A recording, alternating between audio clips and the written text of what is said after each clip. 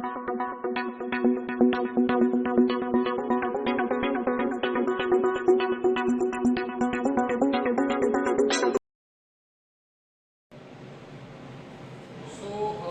in the Mastermind Public School online channel. Today's video is about class 10 science and chapter number 4, that was carbon and its compound, and part 2 video. In previous part we discussed about the general properties of carbon, its valencies, its versatile nature, and some physical properties of the covalent compound.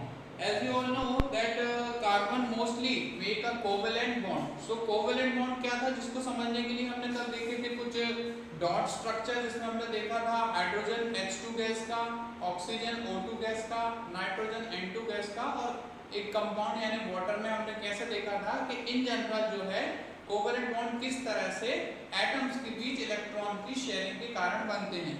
तो उसी covalent bond को ultimately समझने के लिए आज हम देखेंगे कि कोवेलेंट बॉन्ड कैसा है, कि such bond which are formed by sharing of an electron pair between two atoms are known as the covalent bond. यानी कि दो एटम्स के बीच में इलेक्ट्रॉन के एक जोड़े के शेयरिंग के कारण जो बॉन्ड बन जाता है, जो अट्रैक्शन ऑफ फोर्स आता है, उसी को हमने क्या बोला है, कोवेलेंट बॉन्ड. तो कार्बन मोस्टली हमने बताया था कि कोवेलेंट बॉन्ड बनाता है और कोवेलेंट कंपाउंड बनाता है, जिसको हमने समझने के लिए कुछ एग्जांपल देखे थे कोवेलेंट कंपाउंड के कल और आज लास्ट वीडियो में, और हमने देखे थे. आज हम उसी को थोड़ा सा और एलैबोरेट कर रहे हैं कि कैसे कोवेलेंट बॉन्ड बनते हैं. तो एक एग्जांपल हमने यहाँ पर फिलहाल अभी लिया है अमोनिया का, जिसका सूत्र हो जाता है फॉर्मूला NH3. तो जैसा कि आप देखते हैं नाइट्रोजन आपका परमाणु एटॉमिक नंबर हो जाता है इसका 7, तो यहाँ पर इलेक्ट्रॉनिक कन्फिग्रेशन बन जाता है 2n5. ऐसे ही हाइड्रोजन की बात करें तो एटॉमिक नंबर हो जाता है 1, कन्फिग्रेशन जाता है 1. तो आप देख सकते हैं नाइट्रोजन के आउटर मोस्ट वैलेंस शेल में 5 इलेक्ट्रॉन है और हाइड्रोजन के आउटर मोस्ट शेल में 1 इलेक्ट्रॉन है. तो यहाँ पर जो देखिए नाइट्रोजन को एक स्टेबिलिटी पाने के लिए, एक नोबल गैस कन्फिग्रेशन पाने के लिए यहाँ पर 3 इलेक्ट्रॉन का रिक्वायरमेंट है, और हाइड्रोजन को नोबल गैस कन्फिग्रेशन पाने के लिए 1 इलेक्ट्रॉन का रिक्वायरमेंट है. हाइड्रोजन के पास में सबसे जो नोबल गैस है हो जाती है हीलियम, एटॉमिक नंबर 2, और नाइट्रोजन की नियरेस्ट हो जाती है नियॉन, जिसका एटॉमिक नंबर हो जाता है 10. तो इसके पास ऑलरेडी 7 इलेक्ट्रॉन है. इसको नोबल गैस कन्फिग्रेशन पाने के लिए या स्टेबिलिटी पाने के लिए क्या चाहिए, 3 और इलेक्ट्रॉन. और यहाँ पर हाइड्रोजन के पास 1 इलेक्ट्रॉन है और इसको नोबल गैस कन्फिग्रेशन पाने के लिए कितने और इलेक्ट्रॉन चाहिए, 1. तो क्या करता है, यहाँ पर हम देखते हैं कि नाइट्रोजन के आसपास 3 हाइड्रोजन एटम इकट्ठे हो जाते हैं, एग्रीगेट हो जाते हैं. और यहाँ पे आप देख सकते हैं यहाँ पर एक नाइट्रोजन, अगेन एक नाइट्रोजन हाइड्रोजन और एक नाइट्रोजन हाइड्रोजन के बीच क्या हो जाता है, इलेक्ट्रॉन की शेयरिंग.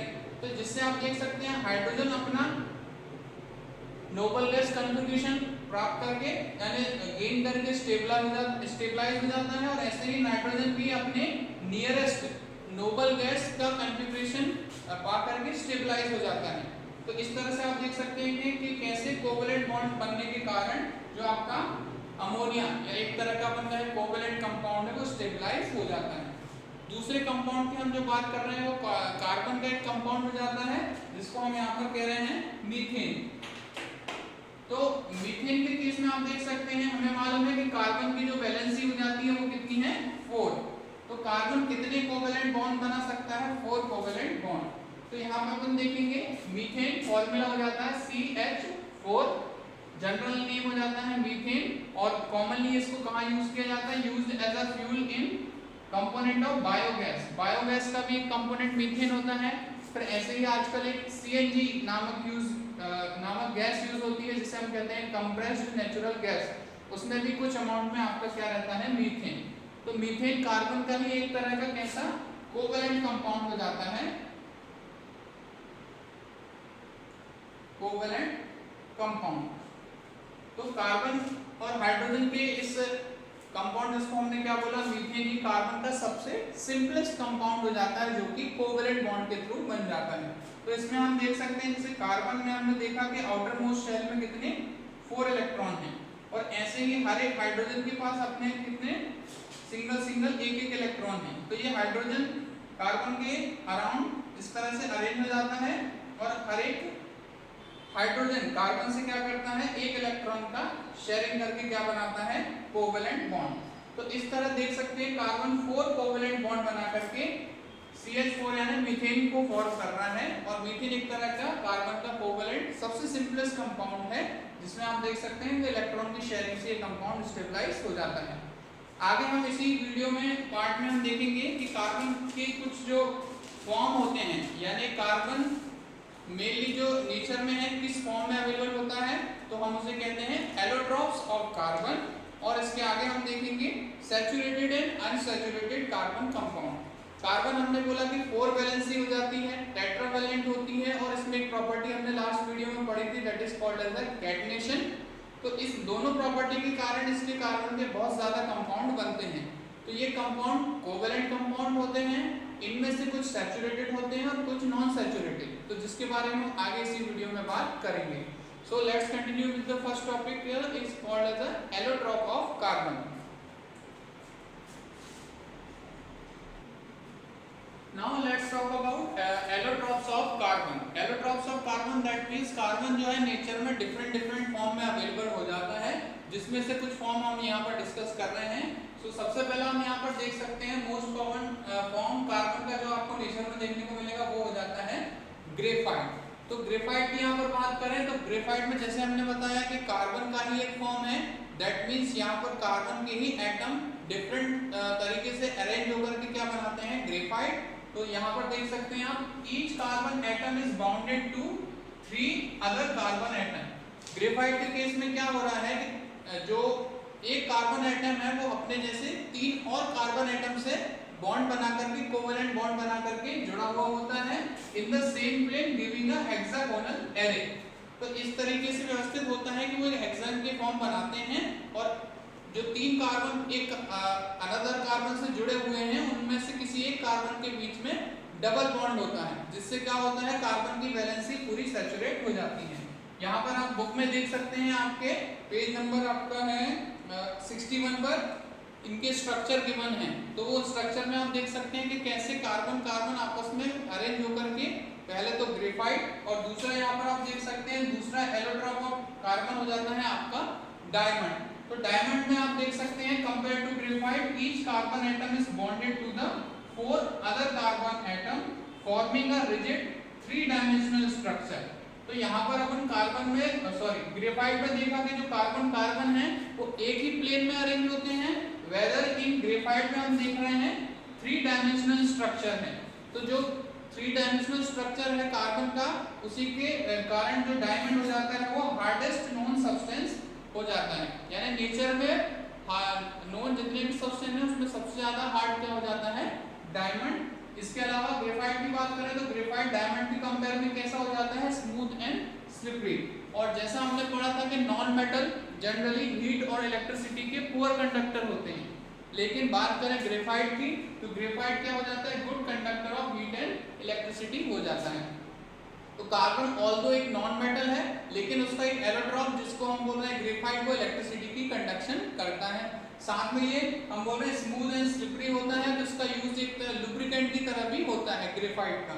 वही दूसरे एलोट्रॉप डायमंड की बात करें तो ये हार्डेस्ट सब्सटेंस और हार्डेस्ट नोन सब्सटेंस हो जाता है।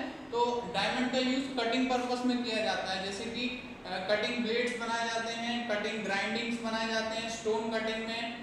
फिर हम बात करें ग्लास कटिंग में डायमंड का यूज किया जाता है।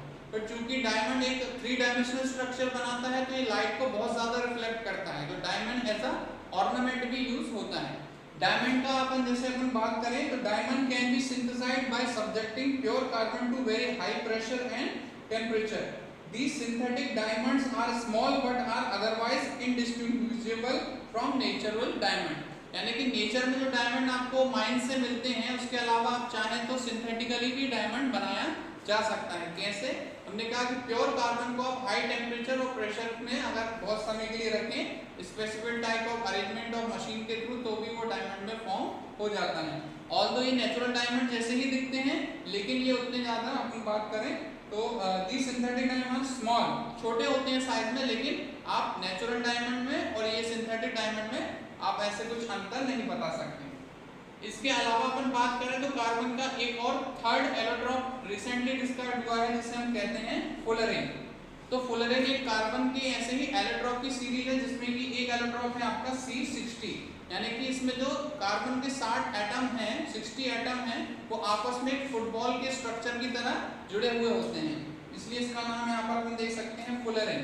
तो फुलरेन नाम इसको कहाँ से मिला, क्योंकि इसका जो शेप है, एक अमेरिकन आर्किटेक्ट थे, उन्होंने कुछ बिल्डिंग डिजाइन करी थी, उस बिल्डिंग की डिजाइन से मैच करता है, इसलिए in the name of US architect Buckminster Fuller के नाम पर इसका नाम फुलरेन रखा गया है।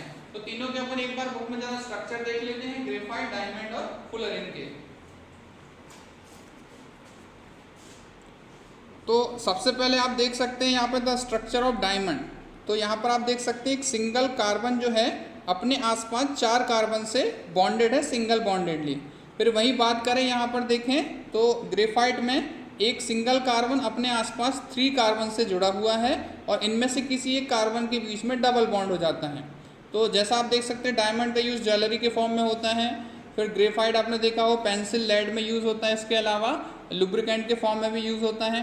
और ये आपका थर्ड हो जाता है बकमिंस्टर फुलरेन, जिसमें आप देख सकते हैं कार्बन कार्बन के बीच जो बॉन्ड है वो किसी एक फुटबॉल के स्ट्रक्चर की तरह बना हुआ है। तो ये तीनों थे आपके कार्बन के allotropes. So now let's continue with saturated and unsaturated carbon compound. हमने बात करी थी कार्बन में 2 प्रॉपर्टीज है, पहला एक हो जाता है कैटेनेशन यानी कि सीरीज बनाना, और दूसरा हमने पढ़ा था टेट्रावैलेंसी। इन 2 प्रॉपर्टीज के कारण कार्बन के जो है बहुत सारे कंपाउंड बनते हैं और मोस्ट ऑफ द जो कार्बन के कंपाउंड है वो कोवेलेंट कैटेगरी के आ जाते हैं। तो कार्बन कुछ कंपाउंड बनाता है किसके साथ, हाइड्रोजन के साथ। तो यहाँ पर वही बात कर रहे हैं कि compound made up of hydrogen and carbon are called as hydrocarbon. तो हाइड्रोकार्बन ऐसे कंपाउंड है जो कार्बन और हाइड्रोजन के बीच बॉन्डिंग से बन रहे हैं, और इन्हीं हाइड्रोकार्बन को 2 ब्रॉडर कैटेगरी में डिवाइड किया गया है according to the bonding between the carbon, यानी कार्बन कार्बन के बीच किस तरह की बॉन्डिंग हो रही है, कोवेलेंट बॉन्डिंग जो अपन बात कर रहे हैं किस तरह की है, उसी बेसिस पे अपन देखेंगे कि हाइड्रोकार्बन जो है 2 कैटेगरीज में हो जाते हैं। पहला कैटेगरी हो जाता है आपका सैचुरेटेड हाइड्रोकार्बन। सैचुरेटेड हाइड्रोकार्बन में हम कैसे डिफाइन कर रहे हैं कि single bond between the carbon atom, यानी जब भी आप देखेंगे कहीं भी स्ट्रक्चर में, आगे अब हम देखेंगे structure of saturated carbon compound and unsaturated carbon compound, तो उसमें हम देखेंगे कि single bond between the carbon, कि कार्बन कार्बन के बीच में आपको हमेशा एक ही बॉन्ड मिलेगा यानी सिंगल बॉन्ड। तो उस केस में वो हाइड्रोकार्बन आपके हो जाएंगे सैचुरेटेड हाइड्रोकार्बन। और इन हाइड्रोकार्बन्स को हम यहाँ पर क्या बोल रहे हैं, एल्केन्स। और एल्केन्स का आप बात करें जनरल फॉर्मूला हो जाता है CnH2n+2। यहाँ पर आप n की कुछ भी वैल्यू पुट करेंगे स्टार्टिंग फ्रॉम 1, तो आगे अपन पूरी हाइड्रोकार्बन की आपको एक सीरीज मिल जाती है। जैसे अपन बात करें फॉर एग्जांपल मैंने यहाँ पर वैल्यू पुट करी n = 1, तो C + n 2 × 1 + 2, तो ये हो जाता है आपका CH4। तो सैचुरेटेड हाइड्रोकार्बन जिसको अपन बोल रहे हैं एल्केन के पहले मेंबर का नाम आ जाता है CH4, यानी कि मीथेन केमिकल फॉर्मूला आपका ये बन जाता है। तो ऐसे ही आप यहाँ पर n की वैल्यू चेंज कर करके आगे के जो मेंबर हैं एल्केन सीरीज के उनको आप केमिकल फॉर्मूला डिराइव कर सकते हैं। वही बात करें अनसैचुरेटेड हाइड्रोकार्बन्स की, तो जहां अपन देखें कि डबल और triple bond between the carbon atom, यानी कि ऐसे कंपाउंड जिसमें एटलीस्ट 1 डबल या ट्रिपल बॉन्ड हो, उस केस में वो हाइड्रोकार्बन कैसा हो जाता है आपका अनसैचुरेटेड हो जाता है। तो यहाँ पर आप देख सकते हैं कि अगर कार्बन कार्बन के बीच में एक डबल बॉन्ड है या सिंगल डबल बॉन्ड है कहीं भी, तो वो किस कैटेगरी में हो जाएंगे, एल्कीन। और अगर कार्बन कार्बन के बीच में आपको ट्रिपल बॉन्ड यानी 3 बॉन्ड बन जाते हैं, तो उस केस में वो हो जाता है एल्काइन। तो अनसैचुरेटेड हाइड्रोकार्बन में 2 सीरीज हो जाती हैं, एक हो जाती है आपकी एल्कीन और दूसरा हो जाता है आपका एल्काइन। एल्कीन के केस में आप देख सकते हैं कार्बन कार्बन के बीच में डबल बॉन्ड है, और एल्काइन में आप देख सकते हैं ट्रिपल बॉन्ड है। वही बात करें जनरल फॉर्मूलास की, तो एल्कीन का जर्मन फॉर्मूला हो जाता है आपका CnH2n। इसमें आपका पहला जो मेंबर हो जाता है वो हो जाता है C2H2। ऐसे ही अपन बात करें एल्काइन के केस में तो यहाँ पर आपका पहला मेंबर हो जाएगा आपका CH2 ठीक है। तो यहाँ पर आप देख सकते हैं ये 2 कार्बन का कंपाउंड हो जाता है पहला एल्काइन के केस में ये, और एल्कीन के केस में आपका ये 2 कार्बन का ऐसे इथीन और एथाइन, इस तरह के 2 कंपाउंड आपके फॉर एग्जांपल अपन देख सकते हैं। ये पहला मेंबर हो जाता है एल्काइन सीरीज का और ये पहला मेंबर हो जाता है एल्कीन सीरीज का। तो यहाँ पर हमने देखा सबसे पहले कि हाइड्रोकार्बन 2 कैटेगरीज में है, सैचुरेटेड और अनसैचुरेटेड। सैचुरेटेड में हमने देखा एल्कीन, उसका जनरल फार्मूला देखा। अनसैचुरेटेड में 2 देखे, एल्कीन और एल्काइन, और उनके जनरल फार्मूला देखे। नाउ आगे इस वीडियोस में हम पहले देखेंगे स्ट्रक्चर, यानी कि जितने भी आपके सिलेबस में अभी जो बुक में गिवन है सैचुरेटेड हाइड्रोकार्बन के अपन को स्ट्रक्चर समझना है कि कैसे हम फॉर्म जो डॉट स्ट्रक्चर देखने हैं और नॉर्मल स्ट्रक्चर देखने हैं। सो electron dot structure of saturated hydrocarbon, इस चैप्टर में आपको डॉट स्ट्रक्चर बनाने आने चाहिए, जिसमें हमने बहुत से पहले देख चुके हैं, जैसे कि H2 गैस का, O2 गैस का, फिर हमने देखा N2 गैस का, इसके अलावा अमोनिया का देखा, मीथेन का स्ट्रक्चर देखा और वाटर का स्ट्रक्चर देखा। तो ऐसे ही आपको यहाँ पर हमको देखना है सैचुरेटेड हाइड्रोकार्बन के पहले डॉट स्ट्रक्चर और सीधे सीधे आपके नॉर्मल स्ट्रक्चर। यहाँ पर बात करें तो डॉट स्ट्रक्चर में आप पहले देख रहे हैं एल्केन में इथेन, एग्जांपल लिया हमने इथेन, केमिकल फार्मूला हो जाता है आपका C2H6, कार्बन के 2 एटम है और हाइड्रोजन के 6 एटम। तो आप देख सकते हैं कैसे ये सेंटर में आपके 2 कार्बन एटम और उनके चारों इलेक्ट्रॉन, जैसे अपन बात करें इस कार्बन की तो 1 2 3 और ये 4, इस कार्बन के ये 4 इलेक्ट्रॉन हैं, और दूसरे कार्बन की बात करें तो 1 2 3 और 4, ये 4 इलेक्ट्रॉन हो जाते हैं। तो आपको पता है कार्बन की वैलेंसी 4 है, तो 4 इलेक्ट्रॉन अपन ने बनाए। फिर हाइड्रोजन की बात करें तो टोटल नंबर आपका हो जाता है हाइड्रोजन का 6, तो 1 2 3 4 5 6, ये 6 हाइड्रोजन के एटम इस तरह से अरेंज हो जाते हैं। और हाइड्रोजन अपना एक एक इलेक्ट्रॉन कार्बन से यहाँ पर देख रहे हैं आप शेयर कर रहे हैं, और सिंगल सिंगल एक एक क्या बन जा रहा है आपका कोवेलेंट बॉन्ड, और यहाँ पर कार्बन कार्बन के बीच में क्या बन जा रहा है एक सिंगल कोवेलेंट बॉन्ड। तो ये आपका हो जाता है C2H6 का डॉट स्ट्रक्चर, और यहाँ पर आपका ये नॉर्मल फार्मूला वाला स्ट्रक्चर। तो इस तरीके से आप देख सकते हैं कार्बन कार्बन में सिंगल बॉन्ड है, और ये कार्बन हाइड्रोजन के बीच भी सिंगल सिंगल बॉन्ड है। तो यहाँ पर कार्बन की जो 4 वैलेंसी है वो कंप्लीट हो जा रही है, और यहाँ हाइड्रोजन की जो 2 वैलेंसी है ये भी कंप्लीट हो जा रही है। तो इस तरीके से आप डिफरेंट एल्केन के आपको टेबल दिया गया है आपके बुक में, टेबल नंबर आपको मिल जाएगा ये 4.2, पेज नंबर 64 में आपकी बुक के टेबल नंबर 4.2 में आप देख सकते हैं आपको डिफरेंट सैचुरेटेड हाइड्रोकार्बन के आपको केमिकल फार्मूला और उनके स्ट्रक्चर बने हुए हैं। तो एक बार उनको वहां से स्टडी करके उनके बनाने की प्रैक्टिस करें। इस तरह का आपको टेबल वहां पे मिल जाएगा, जहां पर नेम ऑफ द हाइड्रोकार्बन, फिर मोलिकुलर फार्मूलाज और स्ट्रक्चर आपको वहां पर मिल जाएंगे। जैसे पहला आप देख सकते हैं मीथेन, इथेन का आपको बताया जा चुका है, प्रोपेन का गिवन है, ब्यूटेन और लास्ट में पेंटेन। तो इस तरीके से आपको बुक में टेबल में 4.2 में आपको डिफरेंट सैचुरेटेड हाइड्रोकार्बन के स्ट्रक्चर आपको मिल जाएंगे। Now electron dot structure of unsaturated hydrocarbon. Unsaturated hydrocarbon जैसा आपने देखा था 2 टाइप के थे, एक हो जाता है एल्कीन और दूसरा हो जाता है एल्काइन। तो एल्कीन में हम पहला एग्जांपल ले रहे हैं इथीन का, और दूसरा एल्काइन में पहला एग्जांपल ले रहे हैं इथाइन का। तो देख सकते हैं आप इथीन का आपका केमिकल फार्मूला हो जाता है C2H4, जनरल फार्मूला जो हमने पढ़ा था CnH2n, इसमें आप n की वैल्यू 2 रखेंगे तो C2 और यहाँ पर H4, ये आपका पहला मेंबर आ जाएगा इथीन, 2 कार्बन वाला अनसैचुरेटेड हाइड्रोकार्बन। तो यहाँ पे आप देख सकते हैं कार्बन जो एटम है दोनों के बीच में आपको यहाँ पर 2 ये इलेक्ट्रॉन की शेयरिंग से 2 आपको एक बॉन्ड मिल जाएंगे, यानी कि एक डबल बॉन्ड है, और कार्बन हाइड्रोजन के बीच में आपको यहाँ पर सिंगल सिंगल बॉन्ड मिल जाएंगे। तो ये हो जाता है आपका फॉर्मूला स्ट्रक्चर, और ये हो जाता है dot structure in case of ethene first unsaturated hydrocarbon. ऐसे ही बात करें इथाइन की, ऐसा हाइड्रोकार्बन जिसमें कि कार्बन और कार्बन के बीच में 3 बॉन्ड मिलते हैं, ट्रिपल बॉन्ड मिलते हैं। तो ट्रिपल बॉन्ड के केस में देख सकते हैं आप कार्बन कार्बन के एटम के बीच में 3 pair of electron, 3 pair of electron की शेयरिंग से यहाँ पर ट्रिपल बॉन्ड बन रहा है और कार्बन और हाइड्रोजन के बीच में सिंगल इलेक्ट्रॉन की शेयरिंग से एक एक सिंगल बॉन्ड बन रहा है।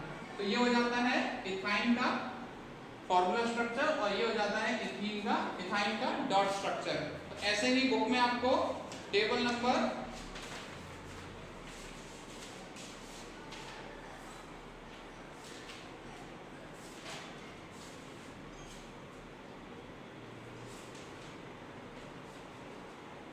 बुक में आपको शायद ये टेबल नहीं गिवन है, तो मैं आपको अभी इस वीडियो में बता दे रहा हूँ कैसे आपके एल्कीन और एल्काइन के कुछ मेंबर के स्ट्रक्चर आपको यहाँ पर दिखा देता हूँ।